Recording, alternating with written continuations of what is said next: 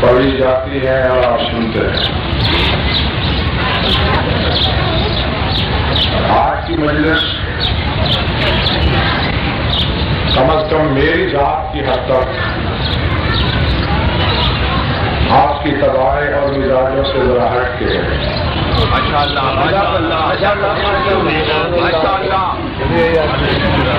امتحان ہے میرا بھی آپ کا بھی.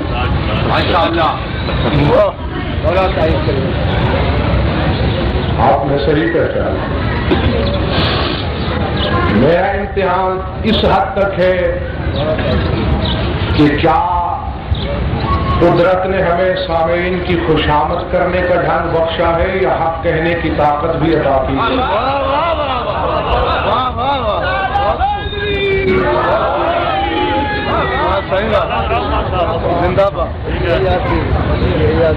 اگر کوئی صاحب یہ سمجھتا ہے کہ ہم محمد والے محمد کے فضائل سامعین کی خوشامد کے لیے پڑھتے ہیں تو اسے یہ غلیظ خیال اپنے ذہن سے نکال دینا چاہیے. جو کم وقت ہے، جاہل ہے، عقل و خرد کا بحری ہے، شعور و ادراک کا دشمن ہے. سامعین کی خوشامد نہیں، بعد وحدت کے بزم عالمین میں ہے کوئی ایسا کہ جس کے لیے لفظ خط فضیلت بنا ہو. وہ ہم اس لیے پڑھتے ہیں. اور جہاں تک حق کہنے کا تعلق ہے ہمیں وہ ڈھنگ بھی آتا ہے. اور آپ کا امتحان اس حد تک ہے کہ کیا آپ صرف فضائل سن سکتے ہیں یا حق کی کڑوی بات برداشت کرنے کی طاقت بھی رکھتے ہیں. ٹھیک ہے. تو آج کی مجلس میرے کہنے پہ سن لیں اور کل جو آپ چاہیں گے وہ ہوگا. لیکن حق کا یہ مقصد بھی نہیں ہے کہ انسان جنت کے دروازے پہ قفل ڈال دے اور چابی جیب میں لے کے ہاتھ میں بندوق لے کے کھڑا ہو جائے کہ جو اس شاہراہ سے گزرے گا میں سے شوٹ کر دوں گا. نہیں نہیں، جنت مجرمین کا گھر نہیں ہے. آخر جنت میں کوئی جائے گا. میں نہ ہی آپ کو رحمت خدا سے مایوس کرنا چاہتا ہوں اور نہ ہی میرے پاس جنت کی ٹکٹیں میری جیب میں پڑی ہیں کہ میں آپ سے کہوں نہ آپ نماز پڑھیں، نہ روزے کے قریب کھٹکے، نہ نیکی کریں، نہ صدقہ تو خیرات کے قریب جائیں. بس بھنگ گھوٹتے رہے، شراب پیتے رہے، جو جی میں آئے کرتے رہے اور قیامت کے دن علی آپ کو تھپکی دے کے بحیث میں بھیج دے گا. یہ جھوٹ بولنے کی ہمت مجھے نہیں.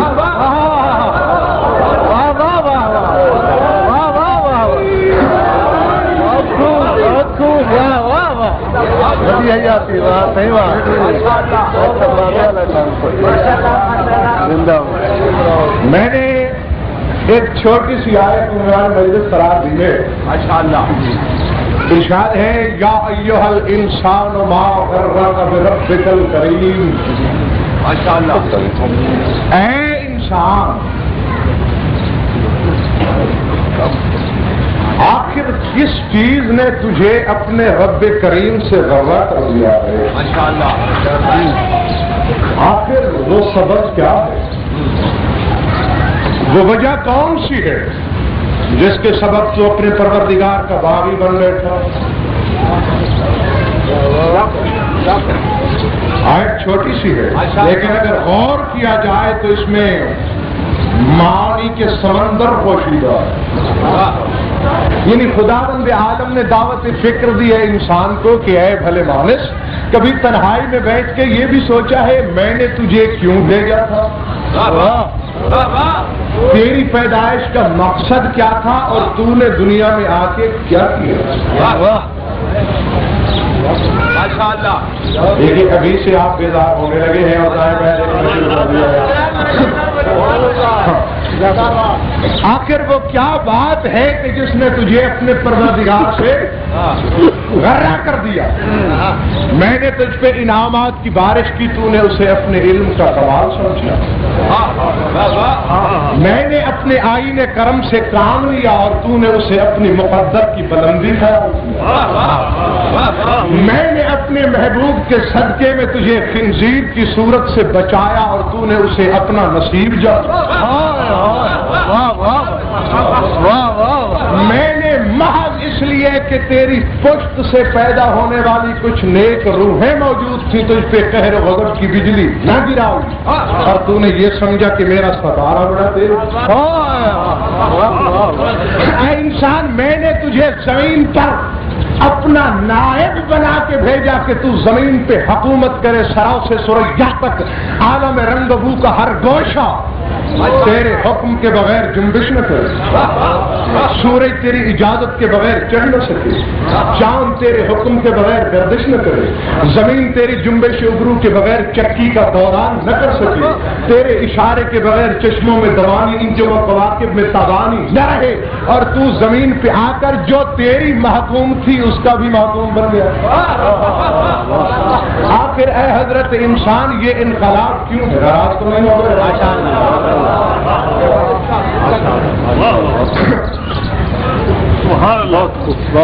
کیا میں نے تجھے اسی لیے اچھے اے انسان، میں تجھ پہ کوئی جبر نہیں کر رہا، میں تم پہ کوئی فیصلہ مسلط نہیں کر رہا. نفس وما سواہا فالہمہا فجورہا وتقواہا. قسم ہے جان کی اور اس کو مستوی الخلقت کرنے والے کی کہ میں نے تمہیں فجور کی طاقت بھی دی اور تقوی کی قوت بھی بخشی اور ترازو تیرے ہاتھ میں دے دیا کہ چاہے تو تقوی کی طرف چلا جا اور چاہے تو فجور کی طرف چلا جا. اب اگر تو تقوی کی طرف جاتا ہے وہ تو نے مجھ پہ احسان نہیں کیا، لیکن میرا کرم دیکھ کے میں نے تجھے فرشتوں سے زیادہ افضل سمجھا. اور اگر تو فجور کی طرف چلا گیا تو حیوانوں سے بدتر ہو گیا، لیکن میری رحمت کا کرشمہ یہ ہے کہ پھر بھی میں نے تجھ پہ ظلم نہیں کیا. حالانکہ انسان میں نے دو قسم کی مخلوق بنائی اور دونوں کی خلقت کا مقصد الگ الگ تھا، اور دنیا میں جا کے نتیجہ بھی الٹا ہی میرے سامنے آیا کہ جن کو میں نے عبادت کے لیے خلق کیا تھا انہوں نے تو سرکشی کی، اور جن کو میں نے عبادت کے لیے خلق ہی نہیں کیا، جن پہ عبادت واجب ہی نہیں کی، ماشاءاللہ ان کے پہلو زندگی بھر بستر پہ آئی۔ سمجھ نہیں آ رہی؟ تمہیں پیدا کس لیے کیا گیا؟ ما خلقت الجن والانس، قرآن کا فیصلہ الا لیعبدون، ہم نے جن اور انسان کو محض اس لیے پیدا کیا کہ وہ ہماری عبادت کریں۔ توجہ ایک منٹ، آپ کی اور میری تخلیق کا مقصد کیا ہے؟ اللہ کی عبادت۔ تمام جن، تمام انسان چاہے وہ چھوٹے ہوں یا بڑے، ان کی خلقت کی غایت صرف عبادت ہے، اور محمد و آل محمد کی تخلیق کا مقصد عبادت نہیں۔ ذرا ذہن کے فاٹک کھول کے بیٹھنا تاکہ میرے لفظوں کو دہلیز عقل پہ دستک نہ دینا پڑے۔ ہماری خلقت کا مقصد کیا ہے؟ صرف عبادت، اور ان کی خلقت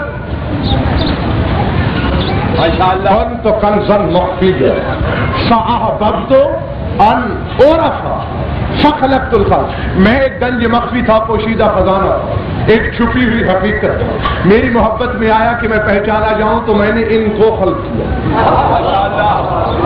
ان کی تخلیق کا مقصد صرف معرفت۔ شاید آپ یہ حق کی بات سن کر ضرورت سے زیادہ ڈر گئے ہیں، حالانکہ ڈرنے والی اس میں بات کوئی نہیں۔ ساتھ ہی ساتھ عمل کا مقصد صرف نماز روزہ ہی نہیں ہوتا، بلکہ بہت کچھ ہوتا ہے۔ خدا نے جو تمہیں اعلان جنگ کا تانا دیا ہے اس میں صرف یہ بات نہیں ہے کہ تم نماز نہیں پڑھتے اس لیے غرے ہو گئے ہو، بلکہ اس میں بہت سی باتیں پوشیدہ ہیں کہ اے انسان، میں نے تیری طرف جو نمائندے بنا کر بھیجے ان کی حقیقت کیا تھی، تو نے سمجھا کیا؟ میں نے ان کو انوار کی تجلی دے کے بھیجا اور تو نے انہیں اپنی ناپاک بشریت پر محمول کیا۔ وہ میرے کمال کا آئینہ تھے، میری ذات کا جلوہ تھے، میرے صفات کا عکس تھے، میری کبریائی کی تجلی تھے، اور تو نے انہیں اپنی ناپاک بشریت، گندی انسانیت کی مثل سمجھا۔ حالانکہ اے انسان سوچ کہ تجھے میں نے صرف عبادت کے لیے بنایا، ان کو میں نے صرف معرفت کے لیے بنایا۔ تم پہ معرفت واجب نہیں، ان پہ عبادت واجب نہیں، تو جن کی تخلیق ایک جیسی نہیں، ان کی جن سے ایک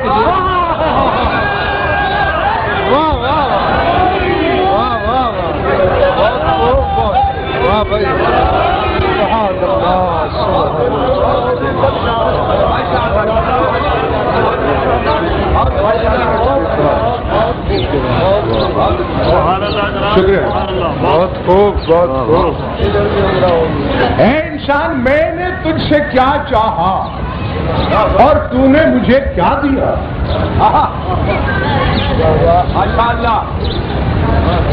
میں نے اپنی طرف سے سفیر اور نمائندے تو وہ بھیجے، گھبرائے تو نہیں رہو کہ ان پہ عبادت واجب ہی نہیں تھی، لیکن انہوں نے عبادتوں میں شام سے صبح کی، صبح سے شام کی۔ مجھ جیسے معبود کو جو کسی کی عبادت کو خاطر میں نہیں لاتا، یہ کہنا پڑا کہ تیرے پاؤں پہ ورم آ جاتی ہے اور جذبات قدرت کو گوارا نہیں، اب تو بس کر۔ یعنی جن پہ عبادت واجب نہ تھی انہوں نے تو ایسی کی مجھے روکنا پڑا، اور جس کو میں نے پیدا ہی صرف عبادت کے لیے کیا تھا اسے سوا نیزے کے سورج نے بیدار کیا۔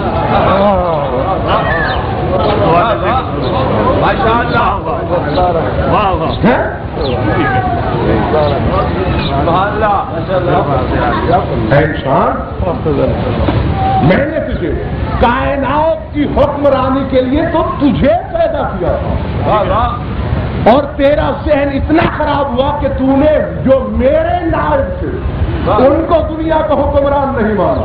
حالانکہ انسان، اگر تجھ میں ہوش ہوتا تو دنیا کا حکمران تو تو تھا، آل محمد جس شے کے حکمران تھے وہ تیرے ذہن میں آ ہی نہیں تھا۔ کہا میں نے دنیا کی حکومت ان کے لیے نہیں، وہ تو تیرے لیے کی. پھر میری نمائندوں نے تجھے یہ بتایا. خدا فرماتا ہے انسان تو مجھے نہیں جھکتا نا، کیا ہوا؟ تیرا سایہ تو صبح و شام میرے سجدے کرتا ہے. اگر تیرا بس چلتا ہے تو اسے روک دے کہ میرا سجدہ نہ کرے. ماشاءاللہ. اے انسان کیا تو یہ سمجھتا ہے کہ میں نے تجھے عبادت کا حکم اس لیے دیا ہے کہ مجھے حسرت ہے عبادت؟ اے انسان تو جیسی کروڑوں مخلوق میں محمد کی جوتی کے ایک تسمے پہ تصدق کر سکتا ہوں. تمہارا غلط کا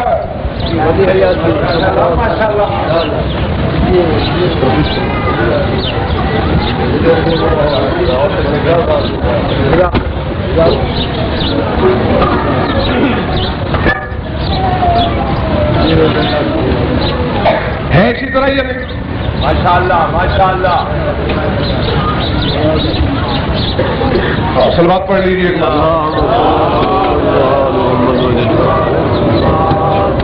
کیا خیال ہے مجھے بیٹھ جانا چاہیے؟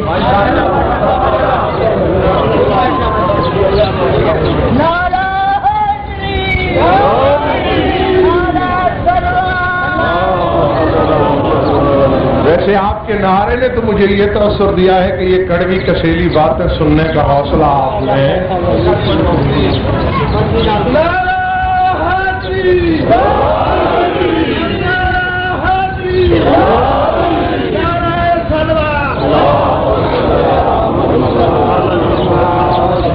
کیا انسان تو ایک عالم میں رہتا ہے.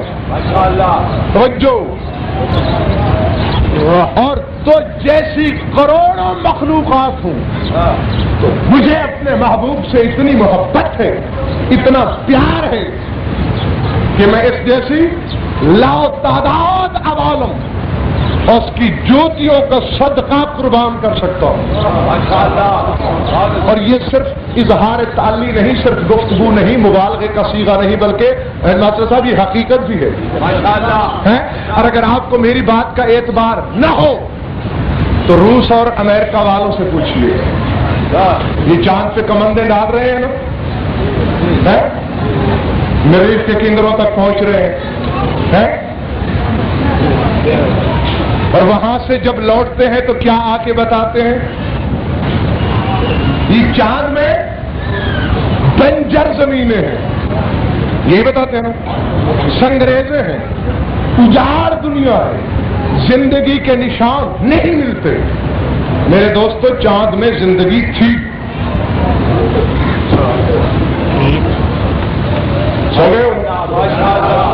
چاند میں حیات کا عنصر تھا، اب نہیں.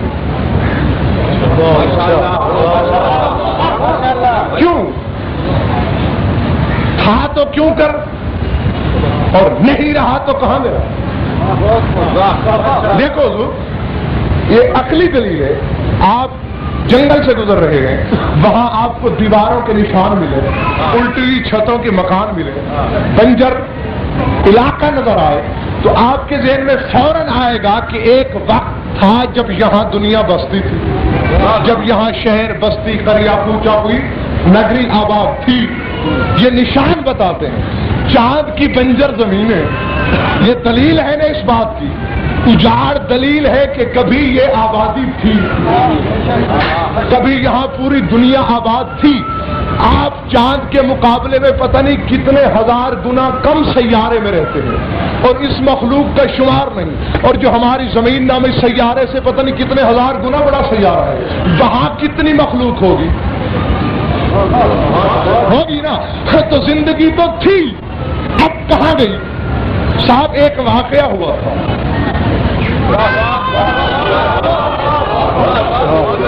میرے بس میں نہیں کہ میں، اور یہی تو خدا کہہ رہا ہے انسان تو کیا ہے؟ تو جیسے لاکھ عالم میں اپنے محبوب کی جوتیوں کا صدقہ کر سکتا ہوں.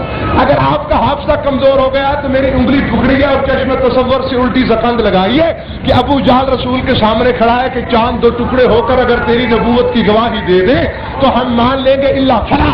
اب یہ بات نہیں تھی کہ بطول کا بابا معجزہ دکھانے سے عاجز تھا، نہیں عاجز نہیں تھا، دکھا سکتا تھا۔ رسول رحمت للعالمین تھا، پوری دنیا کے لیے، اب عالم کے لیے رحمت کل بن کے آیا۔ رسول سوچنے لگا کہ چاند فقط چاند نہیں، اس میں سمندر ہے، دریا ہے، قسمیں ہے، پہاڑ ہے، اس میں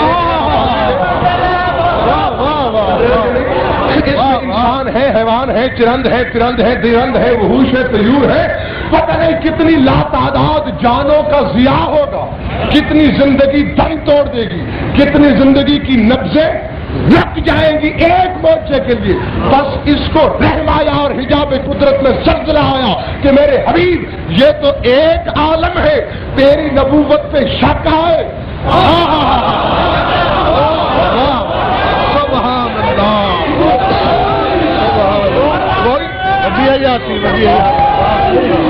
کوئی تیری ذات پہ شک کرے، تیری ذات پہ ضرب لگے اور میں اپنی دنیا کو پیارا رکھوں، اس جیسی کروڑ دنیایں تباہ ہوتی ہیں تو ہونے دے مجھے اپنی عزت کی قسم، جبین وحدت پہ انکار کی شکن نہیں ابھرے گی، ذرا انگلی تو اٹھا۔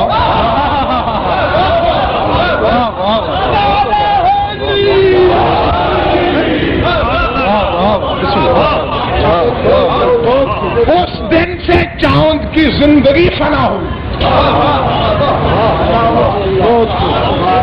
سمجھ رہے ہو یا نہیں؟ تو اب خدا تمہیں یہ کہہ رہا ہے کہ یہ جس کے لیے میرے یہ جذبات ہیں یہ تو سجدوں میں سحر کر دے،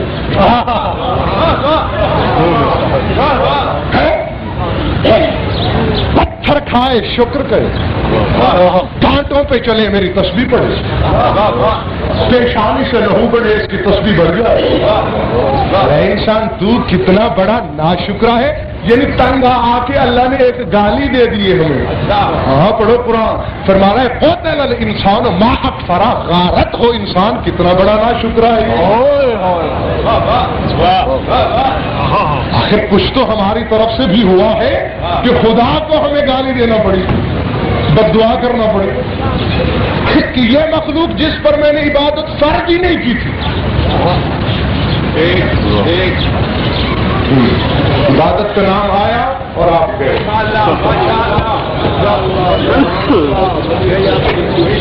میرے بھائی معاذ اللہ خدا کوئی ایسی ہیبت ناک چیز نہیں کہ جس سے خوف آئے، وہ تو اتنی میٹھی چیز ہے کہ جس سے پیار کرنے کو دل چاہے ہے، اور پھر اس نے رعایتیں کتنی بخشی ہیں، اور پھر قدم قدم پہ فائدہ بھی ہمارا ہے، لیکن یہ ہمارے دماغ کی خرابی ہے نا کہ ہم الٹ کرتے ہیں، اور پھر بدنام کس کو کرتے ہیں؟ آل محمد کو۔ شراب کیوں پی رہے ہو؟ علی کو لاج، لاج تو ہے لیکن تمہیں بھی تو کوئی لاج آنی چاہیے، یعنی گندا کام ہم کریں اور لاج آئے علی کو، یہ آنی تو ہمیں چاہیے، دعا کھیلے ہم اور لاج آئے آل محمد کو، چوری کریں ہم لاج آئے آل محمد کو، ماں باپ کے بے فرمان ہوں ہم اور لاج آئے آل محمد کو۔ شاید رکھ لو اس میں تو کوئی شک ہی نہیں کہ جاؤ گے تو جنت میں، لیکن تین باتیں میری سن لو، چاہے میٹھی لگیں یا تلخ محسوس ہوں، میں تمہارا دشمن نہیں دوست ہوں، ایک خطرے سے ہوشیار کرنا چاہتا ہوں، اس سے بچ جاؤ، اس کے بعد پھر جو جی میں آئے کرتے رہو۔ آل محمد نے یہ کہا ہے، بلکہ امام اول نے یہ کہا ہے کہ والذی نفس علی بیدہ، قسم ہے اس ذات کی جس نے علی کے سر پہ تاج ولایت رکھا۔ تین شخص نہ میری شفاعت کی امید رکھے، نہ اللہ کی بخشش کی، چاہے میری محبت کا دم بھرتے کیوں نہ۔ پہلے تو وہ شخص کبھی نہیں بخشا جا سکتا جو دیوس ہے، چاہے میرا ایمان کیوں نہیں رکھتا، میرا دیوس سے کوئی رابطہ کوئی واسطہ نہیں، سنولا۔ اور فرمایا دوسرے، جو والدین کا بے فرمان ہے چاہے میری محبت جتنی رکھتا ہے، وہ یہ تمہ لے کے نہ آئے کہ میدان قیامت میں اس کی طرف نظر شفقت بھی اٹھاؤں گا۔ غصے میں آ گئے ہو؟ میں نے تو نہیں کہا کہ میں نظر شفقت نہیں دیکھوں گا، علی نے کہا۔ ہاں، اور پھر یہ بھی ہے کہ اس نے والدین کی اطاعت کی حد بھی مقرر کر دی ہے۔ اطاعت امور شرعی میں ہے۔ یہ مطلب نہیں ہے کہ اگر والد نے تمہیں یہ کہا ہے کہ فلاں آدمی کو جا کے قتل کر دو تو تم پستول لے کے بھاگ جاؤ، نہیں، یہ کوئی اطاعت نہیں۔ اگر والد تمہیں یہ کہتے ہیں کہ تم کافر ہو جاؤ، یہ کوئی اطاعت نہیں، امور شرعی کی اطاعت۔ اور پھر فرماتے ہیں وہ عورت جو شوہر کی بے فرمان ہو، چاہے میری محبت کا دم بھرتی ہے، میری بخشش اور شفاعت کی امید نہ رکھے۔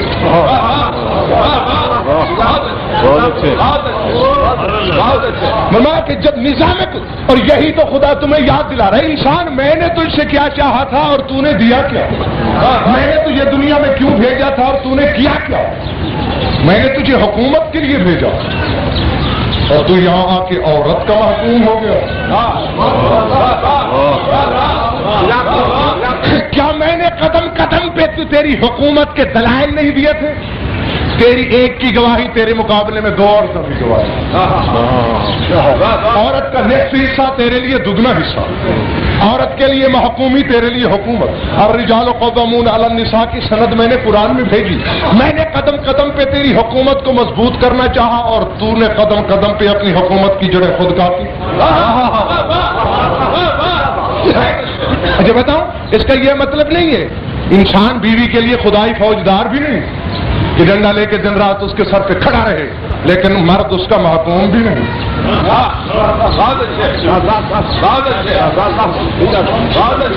سمجھ رہے ہو یا نہیں؟ آخر دوستو کوئی بات تو ہے کہ مقاصد الہیہ کے ترجمان نے فرمایا ہے اگر خدا کے بعد کسی کو سجدہ جائز ہوتا تو میں عورت کو حکم دیتا کہ وہ شوہر کا سجدہ کرے۔ خدا تجھے ناخدا بنانا چاہتا ہے اور تو جان کے محکوم رہنا چاہتا ہے، تو اس میں قصور کس کا؟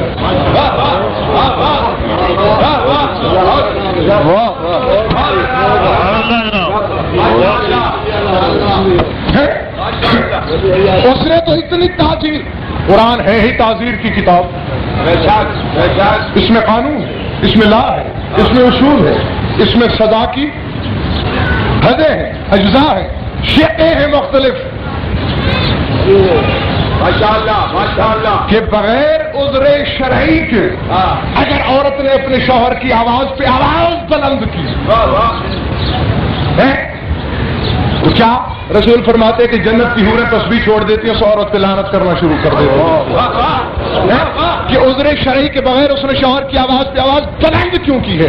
اب ہر مسئلے میں مجھے چونکہ ایک مسئلہ اور ملتا چلا جاتا ہے، آج کے وہابی ملا یہ کہتے ہیں کہ ہم یہاں بیٹھ کر یا ادرکنی کہیں تو ہماری آواز نجف تک چونکہ پہنچ نہیں سکتی، لہذا علی ہماری مدد کو آ نہیں سکتے چونکہ ہماری آواز تو ایک فرلانگ کے آگے جاتی نہیں۔ جب میں نے یہ حدیث پڑھی میرا مسئلہ حل ہو گیا کہ جو میری محکومہ ہے اس نے زمین پہ بیٹھ کر میری آواز سے آواز بلند کی، اس کی آواز تو جنت میں بیٹھی ہوئی حور نے سن لی، اور پھر میری آواز حوروں کے مخدوم نے نجف میں کیوں نہیں سنی؟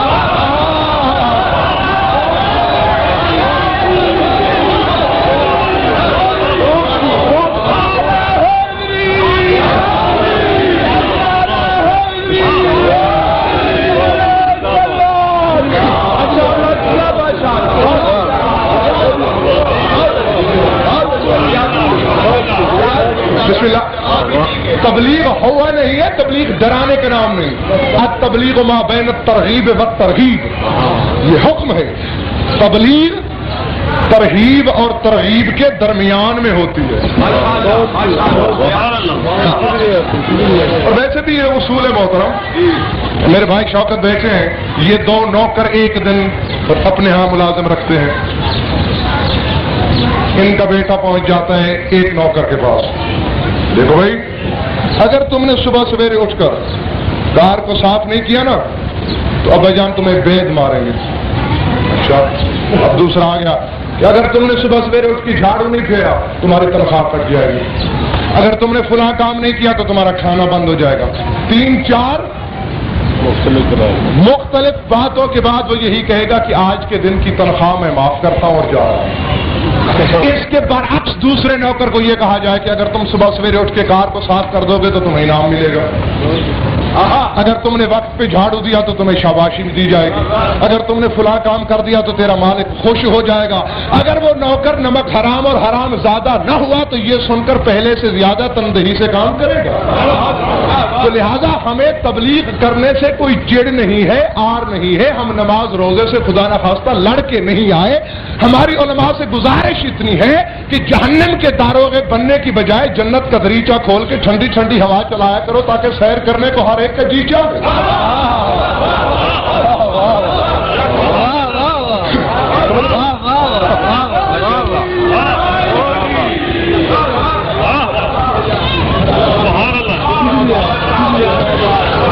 واہ واہ، بہت اچھے۔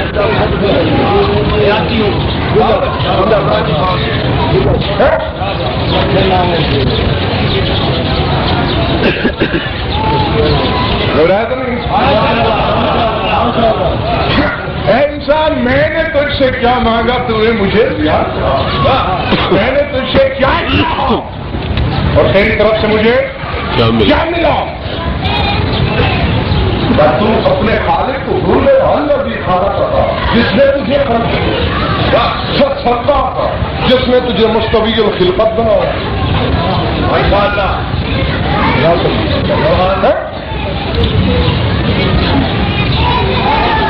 پھر تو نے میری نوازشات کو کس قدر غلط رکھ دیا۔ شہادت بتاؤ، میں تو بہت سنائے مطلق ہوں کہ میں نے تیرے اجزائے منتشرہ متبادلہ اخلاق متضادہ عناصر متنازع کو باہم ملا کر ان میں ایسا امتزاج اور ہر آہنگی پیدا کی کہ حالانکہ چار مختلف چیزیں تھیں،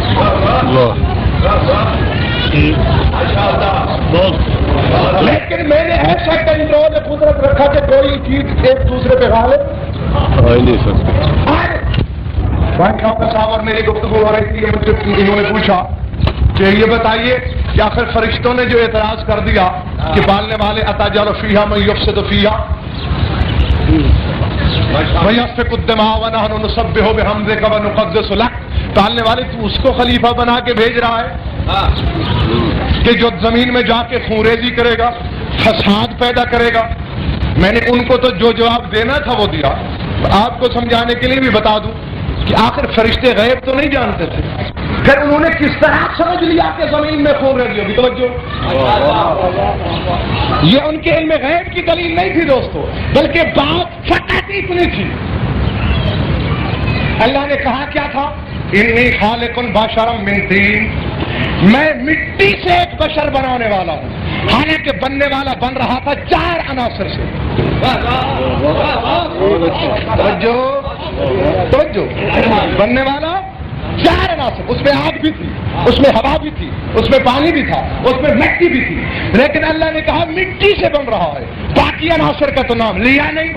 اب فرشتوں کو فوراً اعتراض کا موقع مل گیا، کیونکہ پہلے پہلے آ گئی ہوا، پھر آ گئی آگ، پھر آ گئی پانی کی باری، اور اس کے بعد مٹی۔ تو فرشتوں نے دیکھا کہ پہلا نمبر ہے ہوا کا، دوسرا نمبر ہے آگ کا، تیسرا نمبر ہے پانی کا، چوتھا نمبر ہے مٹی کا۔ اس ترتیب سے یہ چاروں جہاں بھی مل بیٹھیں گے فساد ضرور ہوگا۔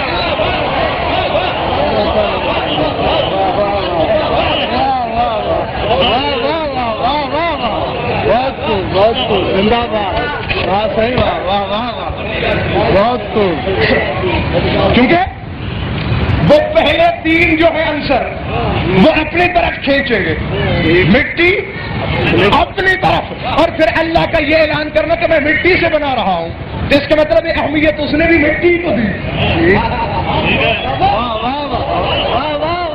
اور اب فرشتوں کو اللہ نے یہ جو کہا انی عالم ما لا تعلمون، جو میں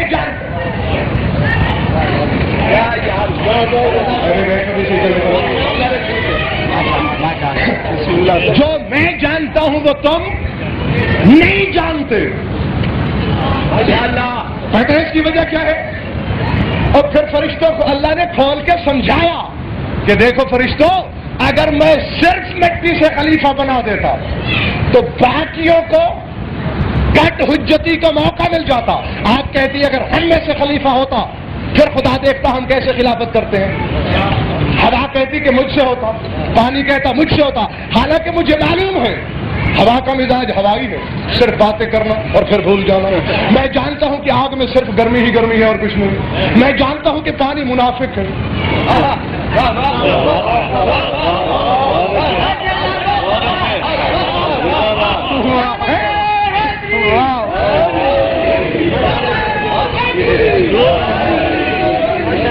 ایک نعرہ اس سے بھی ذرا آہستگی سے.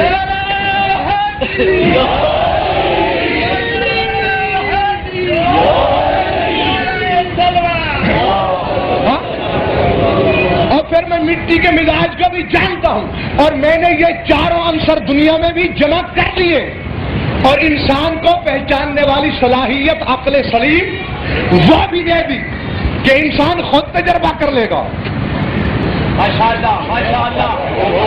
شوکت بھائی نے مجھے ایک بوری گندم دے دی کہ غضنفر تم جا رہے ہو, میں ذرا مجلس سننے جا رہا ہوں, میری یہ امانت ہے, مجلس کے بعد میں تم سے لے لوں گا. اب میری آ گئی باری کہنے کی. اب میں نے کیا کیا, میں نے وہ گندم ہوا کے ذمہ لگا دی. محترمہ ہوا صاحبہ, میں ذرا تقریر کرنے جا رہا ہوں,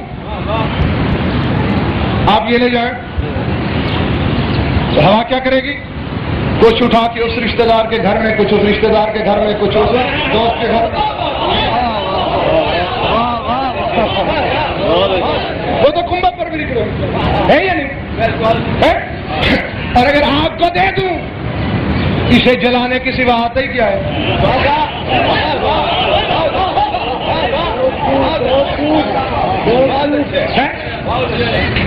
اس لیے راک کے کچھ نہیں ملے گا, پانی کے حوالے کر دوں, چونکہ یہ منافق ہے, جو کچھ ہے لے کے تہ میں بیٹھ جائے گا. تو ان تینوں پہ تو اعتماد تھا نہیں, اٹھ گیا, کیونکہ جو دیتا ہوں وہ ملتا نہیں. اب جلدی میں مجھے اور تو کچھ نہیں سوجا, اور میں نے مٹی میں وہ گندم دبا دی. میں نے کہا میں ذرا مجلس پڑھ کے آتا ہوں, یہ اپنی آغوش عاطفت میں سنبھال لے. مٹی نے کہا بیٹے گھبراتے کیوں ہو, میں تو وہ امین ہوں کہ اپنے دانے گن کے جا, اور جب تو لوٹے گا ایک کا 100 گن کے نہ دوں تو تراب کون.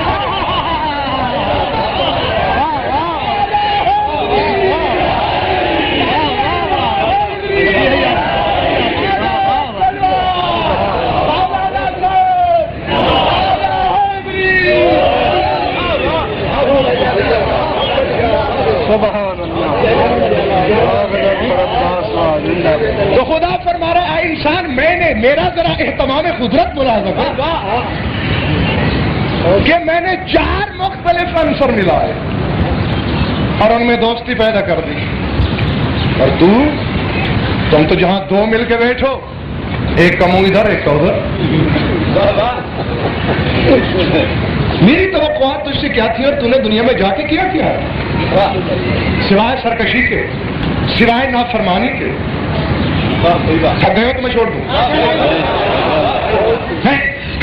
تو پھر اور تیری سب سے بڑی جہالت ہے حضرت انسان یہ ہے, میں نے تیرے سر پہ اشرف الخلق کا تاج رکھا اور تو نے اپنے گستاخ ہاتھ میری جانب بڑھائے.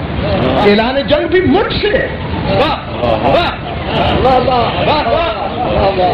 تم نے اعلان جنگ بھی مجھ سے کیا.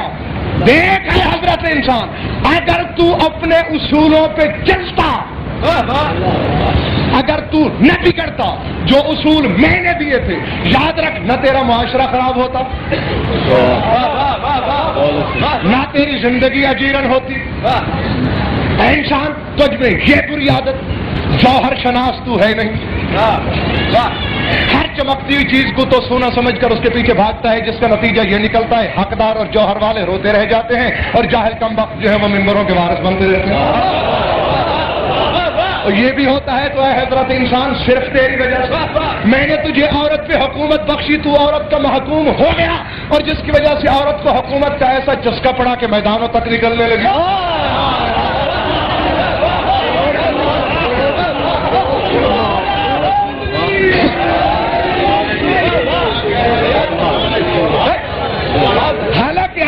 انسان میں نے تو تجھے یہ حکم دیا تھا کہ نماز کا وقت ہو، توجہ، بات اچھی لگے کسی کو یا بری، رزق مجھے شبیر کی طرف سے ملتا ہے۔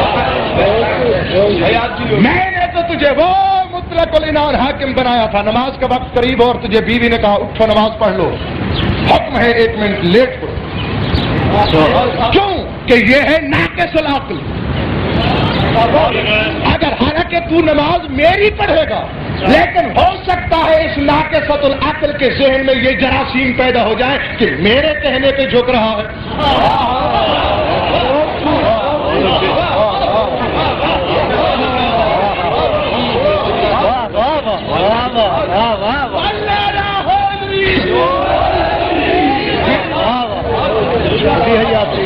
اس کو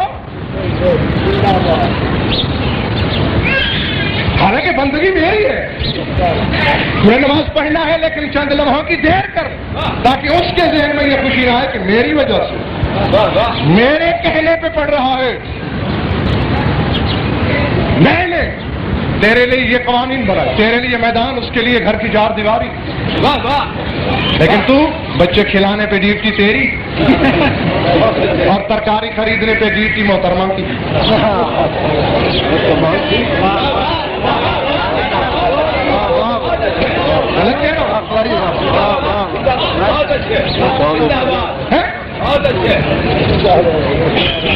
کیا حضرت انسان تو نے اپنی ماں کو، اپنی بیٹی کو، اپنی بہن کو، اپنی بیوی کو، میں نے جو نمائندے بھیجے صرف مرد نمائندے تو نہیں بھیجے، کیا میری طرف سے ایک عورت نمائندہ نہیں آئی جس کا نام بطول تھا؟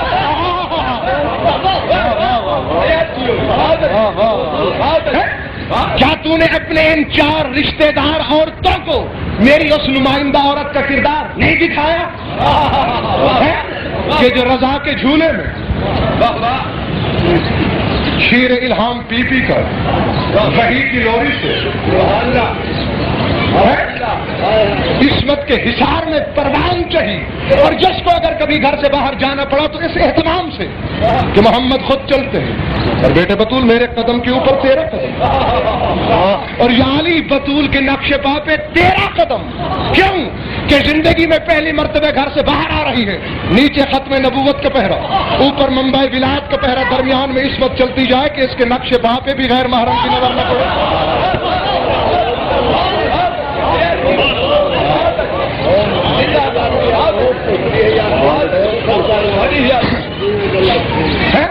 میں نے تجھے غیرت بخشی، اور اے حضرت انسان تو نے دیوس بننے پہ فخر کیا۔ دیوس کی تعریف جو تم سنتے ہو وہ نہیں ہے، ماشاءاللہ ماشاءاللہ۔ اگر جبینے ناصب پہ شکن نہ ابھرے ناگواری کی تو بتا دوں تعریف دیوس کی، کلیئر ہونی چاہیے جی۔ دیوس ہو من قلب سل مارات سیاؤ بر رکھاؤ ایک ولم یمنا، اپنے مذہب کی چڑی بہت بر کتاب ملا یادر الفقی اٹھا کے دیکھنا کہ دیوس اس کا نام ہے کہ جس کی عورت ایسا کپڑا پہنے کہ جس سے بدن جھلکے اور شوہر روک نہ سکے، اسے دیوس کے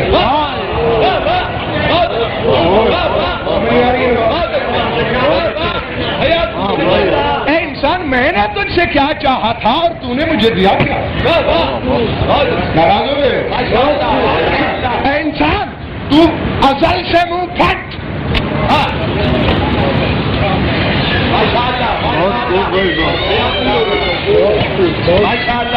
تو صدا کا باغی، تو دائمی سرکش، اور پھر مقابلہ مجھ خدا سے، میرے ان نمائندوں سے کہ جن کی خلقت کے مادے تک سوچنا تیری عقل ناقص کے بس میں نہیں، پھر فرش خاک پہ بیٹھ کر فیصلے ان کے متعلق کرتا ہے۔ ہاں انسان ذرا میرا اور اپنا فرق بھی دیکھ لے، 4 حرف پڑھ کے اپنا کمال سمجھ کر اپنے تبحر علمی پہ اطلاع کے سڑکوں پہ اٹھلا کے چلتا ہے تو ہے کیا؟ یعنی اللہ نے اتنا حقیر سمجھ کے ہمیں خطاب کیا ہے کہ فَلْيَنْظُرِ الْإِنسَانُ مِمَّا خُلِقَ مِن مَّاءٍ دَافِقٍ يَخْرُجُ مِن بَيْنِ الصُّلْبِ وَالتَّرَائِبِ، اکڑ اکڑ کے چلنے والے فرعون بے سامان، ذرا اپنی خلقت پہ غور کیا ہے کہ میں نے تجھے بنایا کس چیز سے؟ تو نے کبھی اپنی خلقت پہ نظر کی ہے؟ خلق من ماء دافق یخرج من بین الصلب والترائب، میں نے تو تجھے اس غلیظ ذلیل اور گندے پانی سے خلق کیا ہے جو اچھل کے نکل، یہ ہے تیرا مادہ خلقت، اور جنہیں میں نے اپنے حریم کبریائی میں ماحول قدس و جبروت میں اپنی خلوت وحدت میں بنایا، تو ان کی نسل بن گا۔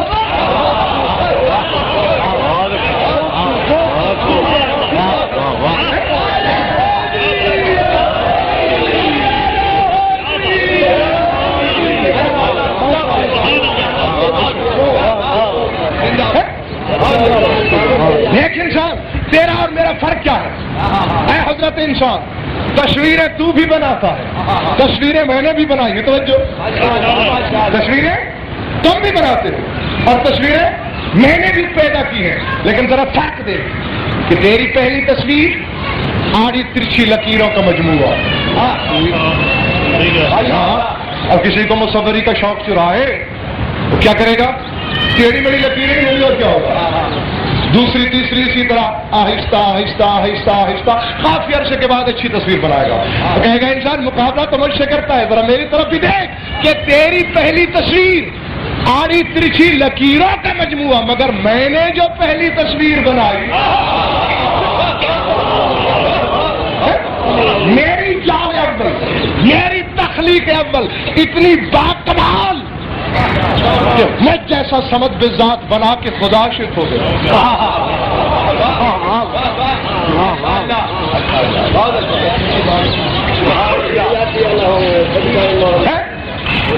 اب حالانکہ دوستو بہاولپور والوں، اصول تو یہ ہے کہ نقاش نقش ثانی بہتر کشد اول، اسی طرح ہے کہ نقاش دوسرا نقش پہلے سے زیادہ اچھا بناتا ہے، لیکن یہاں یہ مسئلہ نہیں۔ اب دوسری دفعہ پرکار قدرت حرکت میں آئی، اب حق تو یہ تھا کہ پہلی سے اچھی بنتی، لیکن یہ بھی ویسی بنی جیسا کہ پہلی، سرے منہ فرق نہیں، تیسری حرکت، چوتھی جملے، یعنی 14 مرتبہ پے در پے پرکار تکوین حرکت میں آئی، اور 14ویں بھی ویسی تھی جیسا کہ پہلی تھی۔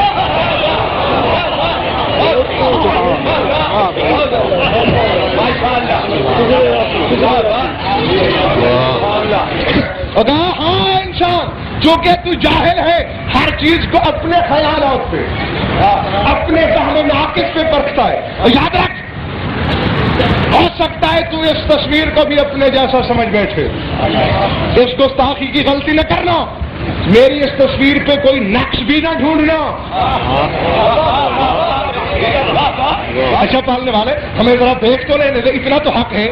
ایک عالم کتاب لکھتا ہے، مجھ جیسی کتاب کسی نے نہیں لکھی، ٹھیک ہے مانیں گے لیکن پہلے پڑھ کے، ٹھیک ہے نا؟ تو بھی کہہ رہا ہے کہ میری یہ جو تصویر ہے اس جیسی کسی نے بنائی نہیں، ہم مان لیں گے لیکن دیکھ کر، اور جو تھکنا نہیں خدا کے لیے۔ اور جب ہم قریب گئے، سر تا قدم دیکھا، کوئی عیب نہ ملا، کوئی نقص نہ ملا، لیکن پالنے والے ہمیں ایک عیب معاذ اللہ نظر آ رہا ہے، ناراض نہ ہوگا۔ کیا کیا کیا کیا میری تصویر میں عیب؟ پالنے والے میرے منہ میں خاک، مجھے بہرحال وہ عیب لگ رہا ہے، کیا؟ کیونکہ ہم یہ دیکھتے ہیں کہ ہمارے ہاں جب بچہ پیدا ہو اور وہ بولے نہیں تو ہم کہتے ہیں گونگا ہے۔ تیری تصویر بن گئی ہے، چپ کیوں ہے؟ یہ بولتی کیوں نہیں؟ آواز قدرت غضن پر جہالت معاف گفتگو سے پرہیز، جسے تو نے عیب سمجھا وہ تو انتہائی کمال ہے۔ کیا کہ تمہاری تصویریں ان میں بغاوت کے مادے، اور یہ تصویر جس پہ ماؤ جلتے کو انل ہوا کا پہرا، اس کا بند تو مطیع فرمان مصور ہے۔ اور خبردار اس میں عیب جوئی کی کوشش نہ کرنا، ورنہ جو عیب تم نے اس پہ لگایا وہ اس تک نہیں رہے گا، مجھ تک پہنچے گا۔ کیا مثلاً پالنے والے ایک دو مثالیں دے کہ اس کو اپنے جیسا نہ کم سمجھنا۔ کیا مطلب میرے مالک؟ تو اگر تم نے اسے اپنے جیسا سمجھا تو یہ عیب بھی مجھ تک پہنچے گا، پھر تو مجھے بھی اپنے جیسا ہی سمجھے گا، کبھی مجھے کرسی پہ بٹھائے گا، کبھی 15 شعبان کی رات کو مجھے کعبے کی چھت پہ اتارے گا، کبھی مجھے لنگی بندھائے گا، کبھی میری ٹانگ جہنم میں ڈالے گا، اور یہ تو نے اس لیے ڈالی کہ تو نے اسے اپنے جیسا سمجھا۔ اگر تو اسے اپنے جیسا نہ سمجھتا تو تجھے یہ جرت نہ ہوتی. اور خبردار اس کے قول و فعل پہ بھی اعتراض نہ کرنا، کیونکہ اس کے قول پر، اس کے فعل پر بھی جو اعتراض کرے گا وہ بھی مجھ تک. پالنے والے ہمیں تفصیل بتا، ہم تیرے اشارے نہیں سمجھتے. کہا عبد جاہل، اس کے قول کو ہذیان نہ کہنا. کیوں مالک؟ کہا اگر تم نے اس کے قول کو ہذیان کہا تو یہ عیب بھی مجھ تک آئے گا کہ میرے کلام کو ہجران کہو گے. اور یہ تم نے اس لیے کہا کہ تم نے اس کے کلام پہ تھک نہیں گئے. خدا کہتا ہے حضرت انسان آخر میں حیران ہوں ماغرہ قدر بکر کری. کس چیز نے تجھے اتنا باغی بنایا کہ بندگی سے لے کر اپنی سفارت تک ہر قدم پہ میں نے تجھ سے بغاوت دیکھی، ہر مقام پہ سرکشی. اور تیرے شکر کا عالم یہ ہے ایک دن بخار ہو جائے شام تک نہ اترے، بس خدا نے ذلیل کر دیا، زندگی برباد ہو گئی، ستیہ ناش ہو گیا. بس اس زندگی سے تو موت بہتر ہے. اور ذرا قرآن پڑھ کے دیکھو، خدا فرما رہا ہے ہاں انسان تو اپنے لیے برائی اس طرح مانگتا ہے گویا بہتری مانگ رہا ہے، اور یاد رکھ اگر کسی دن میں نے تیری دعا سن لی میری دی ہوئی نعمت کا کفران کرتا ہے. میری پکڑ، میری گرفت بڑی شدید ہے. تھوڑا سا میں رزق بند کروں، ناشکری ناشکری. ذرا اس مخلوق کی جانب بھی تو دیکھ، وہ کیا کرتے ہیں. حضرت داؤد نے خدا سے پوچھا ڈالنے والے اس وقت روئے زمین پر تیرا سب سے بڑا شکر گزار بندہ کون ہے؟ گھبرانا نہیں، میرے 15 منٹ ابھی رہتے. زمین پر تیرا شکر گزار بندہ کون ہے؟ اب جناب داؤد کا خیال یہ تھا اللہ کہے گا تم، کیونکہ میں نبی ہوں اس کا. اللہ نے کہا میاں داؤد وہ جو سامنے پہاڑ ہے، ہاں اس کے پیچھے کی جانب جہاں ایک غار ہے اس میں میرا شکر گزار بندہ رہتا ہے. جو اب مقام شکر بھی دیکھو اور پھر آئینہ بھی دیکھو کہ ہم کیا ہے. جناب داؤد پہنچے تو کیا دیکھا؟ ایک شخص جسے گوشت کا لوتھڑا کہا جائے تو بجاؤ، دونوں ہاتھ نہیں، دونوں پاؤں نہیں، دونوں آنکھیں نہیں، دونوں کان نہیں، صرف زبان اور یہ دھڑ، گوشت کا ایک بڑا سا لوتھڑا. اور کروٹ بدلتی ہے تو کہتا ہے ہم تو یہ بھی نہیں کہہ سکتے کہ اس کا کرم ہے کہ اس نے ہاتھ دیے، ہمارے پاس اتنی توفیق بھی نہیں. اور مقام شکر دیکھو، اس کا تھوڑا کرم ہے کہ اس نے مجھے ہاتھوں سے محروم رکھا. کہا یہ کرم کیا ہے، یہ بخشش کون سی ہے؟ ارے ہو محروم اور کرم کہتے ہو؟ کہا ہاں یا نبی اللہ، یہ اس کی عین نوازش ہے کہ اس نے مجھے ہاتھ نہیں دیے، ورنہ ہو سکتا تھا میں اس ہاتھ سے چوری کرتا، اس گناہ سے بچ گیا ہوں. اس کا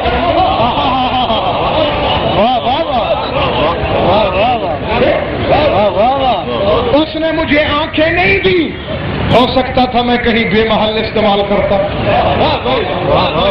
اس نے مجھے ٹانگیں نہیں دی، ہو سکتا ہے جہاں نہ جانا ہو میں وہاں چلا جاتا.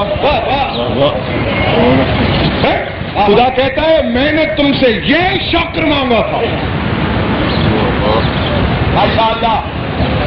حضرت انسان تم نے مجھے کیا دیا؟ حالانکہ میں نے تو تیرے لیے بہت رعایتیں رکھی.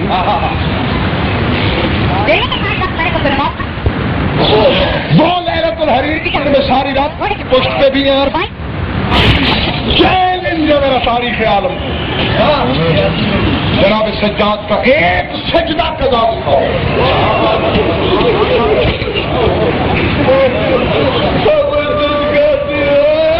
نمازیں تو دور کی بات ہے، ایک نماز تو بڑی بات ہے، ایک سجدہ قضا نہیں. حالانکہ کیفیت کیا ہے؟ میں اگر ایک لفظ اپنی طرف سے کہوں میری زبان جہنم کے کتے کھا جاؤں. میں پوری عالمانہ ذمہ داری سے کہہ رہا ہوں کہ باقی زنجیروں کے علاوہ شمر لعین نے ایک لوہے کا قمیص بنوایا جس کا نام کتابوں میں غل جامعہ ملتا ہے، اور خدا گواہ ہے رونے والوں 17 من صرف اس قمیص کا وزن تھا۔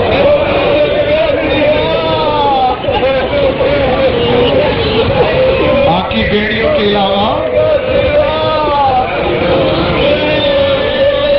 باقی زنجیروں کے علاوہ صرف 17 من غل جامعہ کا وزن۔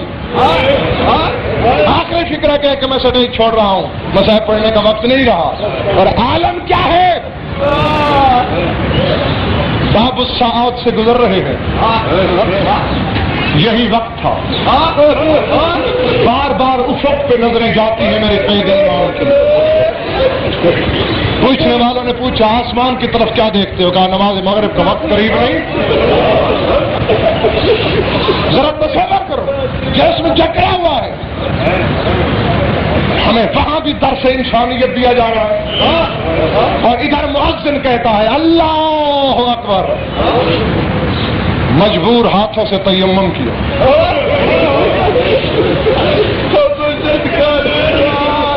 نماز شروع کی۔ لوگوں نے دیکھا پتھروں کی بارش ہو رہی تھی،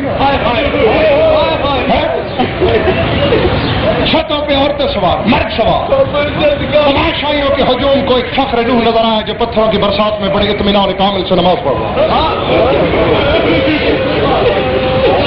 پتھر والے ہاتھ جہاں تھے اٹھے کے اٹھے رہ گئے، ہاتھ رک گئے، انگشت حیرت منہ میں۔ یہ تو کسی اولو العزم رسول کا مقام۔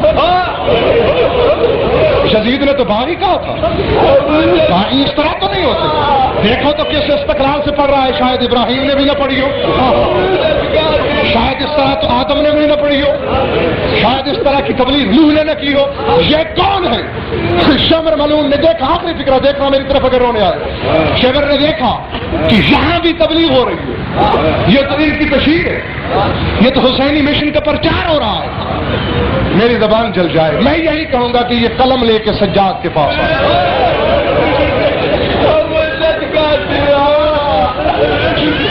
تاکہ سجاد کی پشت پہ کوئی سطریں لکھیں۔